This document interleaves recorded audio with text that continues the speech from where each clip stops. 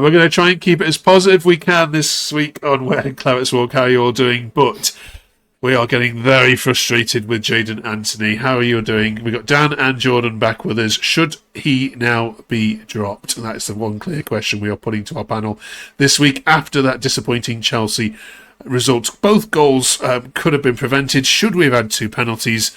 And yeah, just what is Parker doing still playing Anthony? Hope you're all good. Go on then, Dan. Should Anthony be dropped?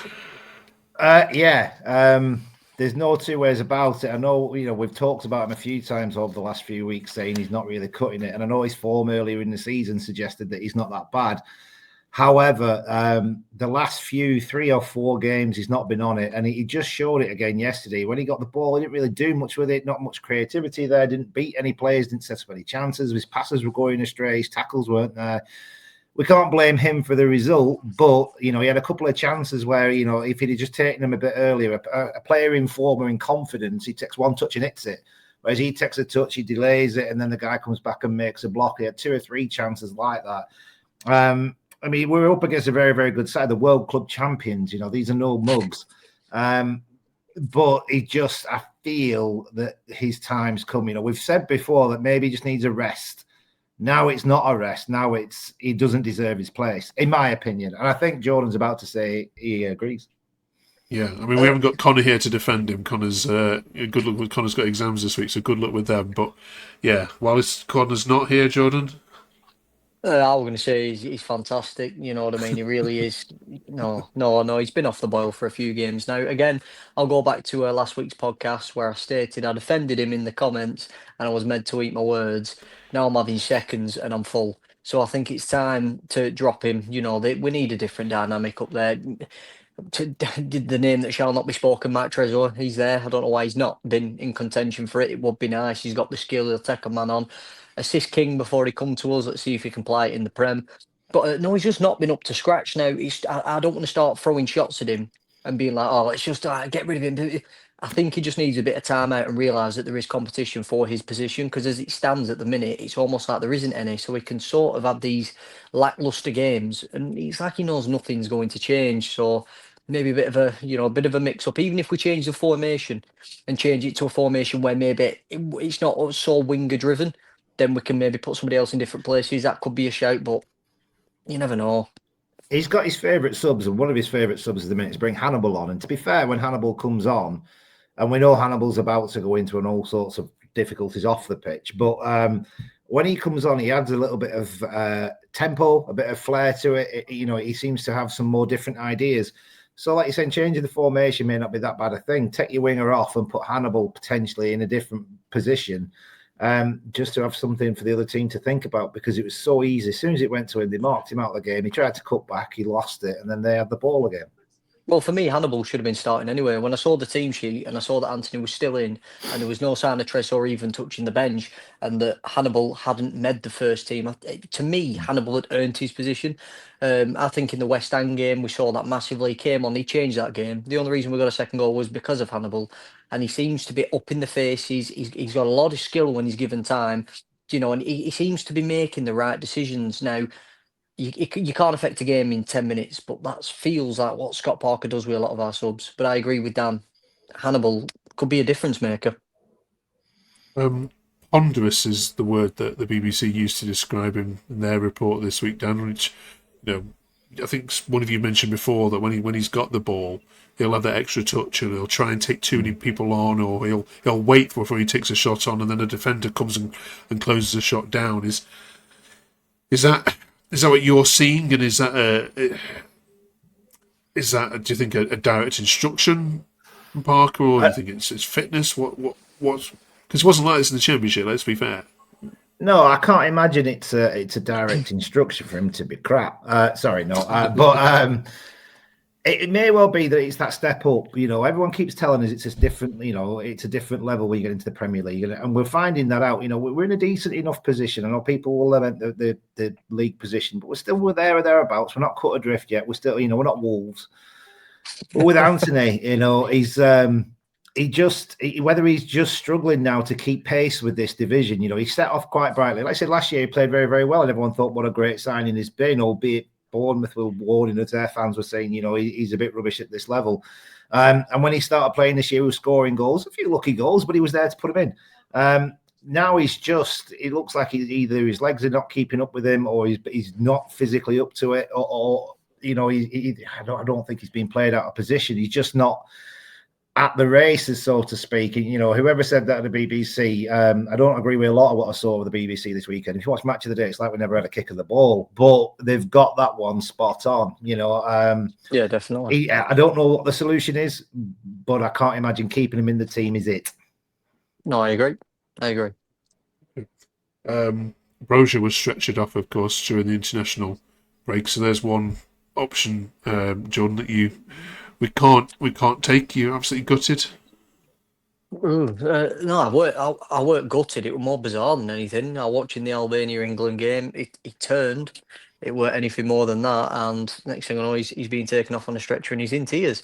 I thought that were him out for the season. And then it comes to Thursday, we do the press conference, and Scotty goes, "Oh no, he's right. Right, it weren't all like it looked like."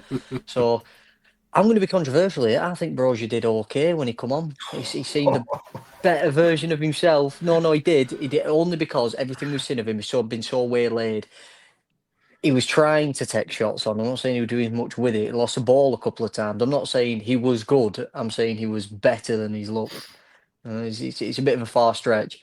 But no, I heard so many Chelsea fans listening to other podcasts of Chelsea Chelsea fans, and they were going, "Oh yeah, the talent's there. We shouldn't have got rid of him." I'm like, "What are you talking about, man?" But clearly somebody sees something in him. They've got to. Well, when he come on, I was threatening to leave. I was chatting. I chat to people around me, and I say, if they bring Brozier, I'm going home. And they bring Brozier on. They're like, "Hey, see you later, pal." I was like, no, I can't go. But there was a guy who sits there. He's like next door, but one to me. He's called Steve. Was Steve, different Steve, but Steve. He was saying, he believes in him. He thinks he's got a bit of something in him, but he hasn't really been given the time or the amount of the running in the team to get to that level. And I said, well, what he does when he comes on, I don't see he's worth a start. Like you said, I know what you're saying, Joe, but he lost the ball so easily. He didn't really make many runs. Yes, he did. He did. And I actually had to quote you back to him, Mark. So I've got a mate of mine who's an Everton fan. He says he's crap, and so the jury's out certainly amongst the fans. But for me, I can't see it. When he went down in this game as well, and I said, "Oh, you don't want to, that's unlucky. I hope he's not, too serious. I hope he's back in about 7 to 8 months." But he got back up and finished the game. So I'm not seeing what Jordan's seen. Okay. Does he not scream confidence player? Do you not think he's going to score one goal and maybe that'll change his season? That's because what a few people have said. If he gets a one off his backside or something and he just gets a lucky one, he might go on a stretch and get a few. But because that was to me when he had the ball at the side, it was at the right side of the box, just outside the 18-yard, and he was coming in. It looked like he could have took the shot, and he turned in and then turned out and then turned back in and then got this weird waylaid shot off as he was falling backwards. And it just screamed to me confidence. Like he didn't have the confidence to take it on first time. I don't know. Maybe I'm just stabbing in the dark. I'm trying to find nuggets in something that isn't there, but still to come. We've got the we've got the 80% of Burnley still to come up, so that's a G this week. We're also going to talk about that Hannibal news coming out of the club as well. Before we get to that, with the Villa result at Ellen Road, Jordan, there's been pundits who've seen this already have said that's it's done. Wolves are going, and Leeds and Burnley are going with them, which is ridiculous given look at the state of the table. December, how far do you agree with other Burnley fans that December, with 4 home games against 4 teams which are all quite winnable, Palace, Fulham, Everton and Newcastle, that this is going to be the most pivotal month in terms of whether you do stay up or not? Actually, now with the way that the table's fallen and the way that teams are just yo-yoing, like you think, oh, this team's found form, and then they fall off, and then you think, oh well, this team's going to lose, and then they're going 3-0 from one. It's a bizarre one. I think to try and call anything as early as December in this term of the calendar of the season, I think it'd be foolish. There's 2 points in it from the drop to us. There's 2 points. That's 1 win. That's 1 loss for one team and a win for somebody else, and that could change so much. it's pivotal in the broader picture of the season. I don't think it's pivotal to survival because I can see this season, even going down to the last day, it's that tight. So I don't think it's massively pivotal to survival, but in the broader picture of the season, yeah, I'd say it's pivotal. Dan? Yeah, a few people have been saying, because, we've said it a few times on here, or Arsenal's not going to define our season, Chelsea's not going to define our season. But there's come to a point where we have to start winning games because it's going to start defining our season. And I think this is now the window that you've quite rightly identified there. I don't think, for him to say it's all done and dusted is absolute nonsense. Absolute nonsense. You look, I'm just looking down because I've got the league here. But that mini league is probably getting a bit shorter now. I think, a couple of weeks ago, you're probably going up to 11th. Now you're probably looking down to about 14th, 15th. That's Newcastle, Fulham, Forest, West Ham, Leeds, Burnley, and we can ignore Wolves. They're gone. I know it's a bit, silly to me to say it's not over, but Wolves are shit. So sorry, rubbish. But I think, it is going to be tight, and I agree with Jordan. It is going to go deep into the season before we wonder. And I think these next 4 games, I think until New Year's Day, probably into middle of January, if we start picking up wins, all of a sudden people will be saying, oh, what we're worrying about. If we're 10 points by then you start scratching your head and you start thinking, actually, this is going to be a decent slog. But no, I don't think it's far from over. I mean, the way we played on Saturday, first half, we were arguably the better team. We were out-creating an awful lot, and that's where we're going to struggle. And then Chelsea went and they showed the quality, and they ended up winning. Cheating, but winning. Cheating. There's a couple of penalty shouts in there. One that was very similar to one we saw in Aston Villa in the Champions League, where the goalkeeper's rolled it out to the defender, and with his hands he's placed it for the sweeper kick. Not too much has been made of this, Jordan, but that's a pen, isn't it? Oh, nailed on pen. It's an handball. I don't care how anybody wants to dress it up. He's made a genuine attempt to start play because you see, as he puts it down, he touches his hand. It's not like he's gone over and rolled in the ball or something different. He has one hand on it, looks up, plays a touch to his defender, and then starts to run to the corner of his box as if for the ball back. That's him. In his mind, he's played that ball. It's a handball. I don't care how anybody wants to dress it up and say, oh, well, he might not have known. Oh, so what can I do? Can I pick it up in my own half, run and throw it in the other goal and go, well, I didn't know what the handball rule was. You can't do it. Handball's handball. End of story. And as for that second one, you can't give somebody a card when the ball's in the field of play and then nothing come of it. It's a penalty all day long. It's a penalty. That's 2 nailed on penalties, but because it's Chelsea, we won't talk about them. But if it was us, it'd be headline news, wouldn't it? Yeah. That Chelsea were robbed. Be given. Yeah. Yeah, I actually don't agree they are penalties. I think they are. If you really strip it down, I agree with Jordan. I think the keeper has played it, and I think that in his mind he's kicked off, and that the other guy then puts his hand on the ball. It's a handball, and that's a penalty. I agree. I think that's. As I saw it live, and I've seen it back as well, that's exactly what's happened. However, common sense says it's not a penalty. It shouldn't be. There's obviously been some confusion there. And I think if it gives against you, you're going to think it's the harshest thing in the world. Similarly, the one with Steve where he's been wrestled into the goalpost. I think that's more of a penalty, weirdly, because I think the corner's given, then the referee blows, and you watch it back, and it's very obvious that he's blown for a foul. So that one for me is more of a penalty. I think the first one's harsh. I think I agree everything with Jordan says. I think the goalkeeper's kicked off and his movement shows that he has kicked off. But I just think common sense has to come into it. And clearly the defender has misread the situation and is about to kick off. And they didn't gain much of an advantage from it. So people will say, oh, Dan, you don't know anything about football. Tell me you know football about saying you know football. But whatever, I'll argue tossing comments. But I don't think the first one should have been given. Right. We seem to be at this point every week where we have to talk about Hannibal and issues around him. Here we go again. Dan, let's come to you first on this one. Yes, the spitting incident towards Leeds fans has now been picked up, and he is going to be, he's going to have to answer to it. Your thoughts on it? I've seen it. It looks like he's done it. I can't put it any stronger than that. He certainly makes his head movement like that. He's doing one of two things. He's either blowing him a kiss or he's spitting at him. And that's got to be, he's either trying to wind him up or he's spitting towards. I don't think it's not like Jamie Carragher when he was in his car and he's flobbed straight in this guy's face. It's a gesture towards them.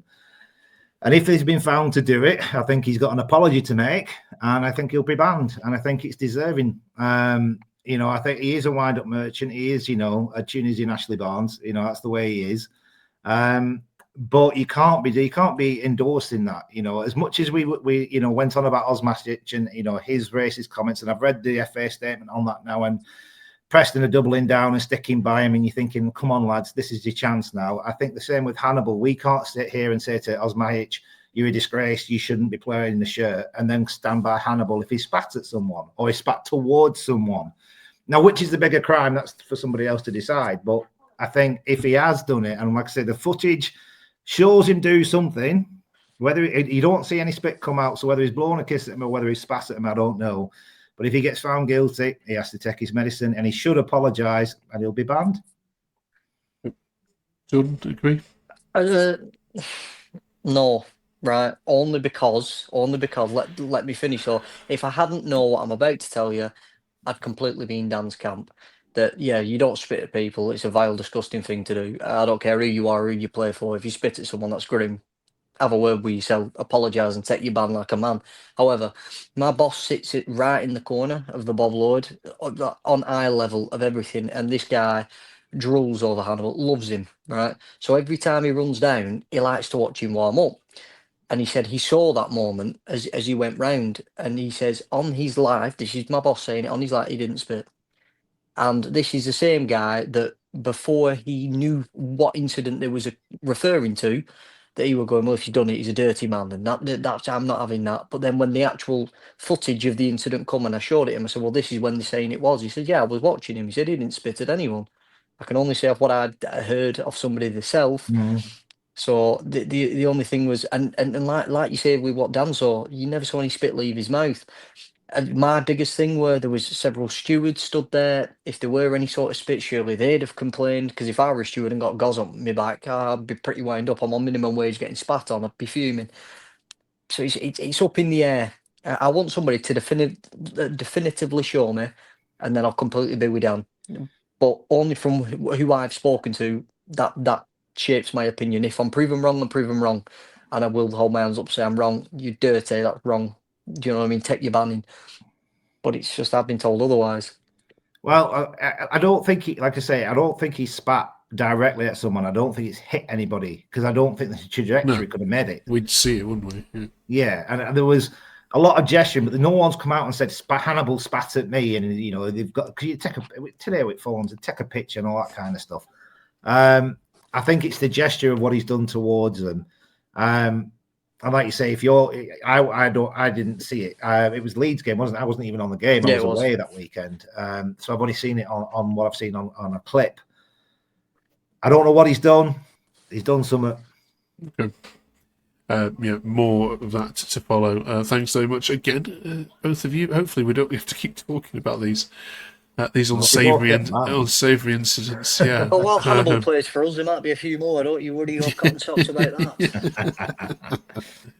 that. Before we finish and do our A to Z, just a massive thank you to everyone who's ever subbed and all our community that continue to comment and pass lovely comments about these two as well. We don't always get it right, of course we don't, but we really appreciate all the love and all the comments that you give us each week.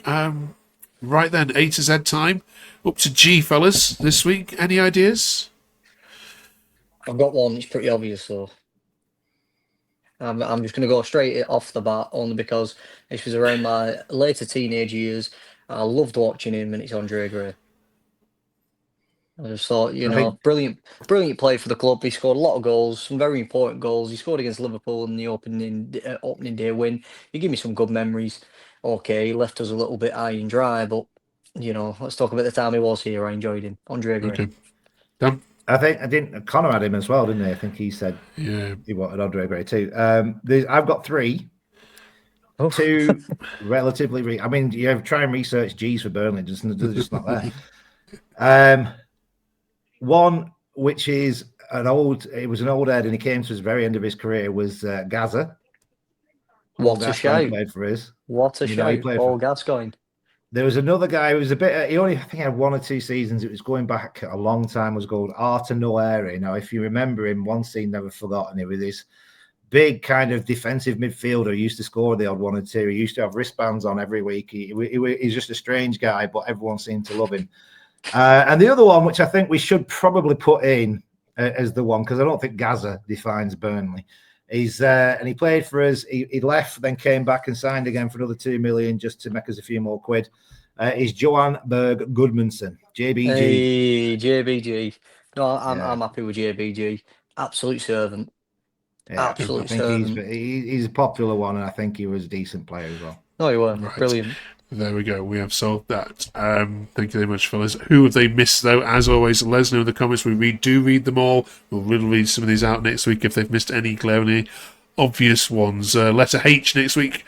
Join us for that. And our trip to Brentford as well. We'll be reviewing that and see how we get on, of course, there as well.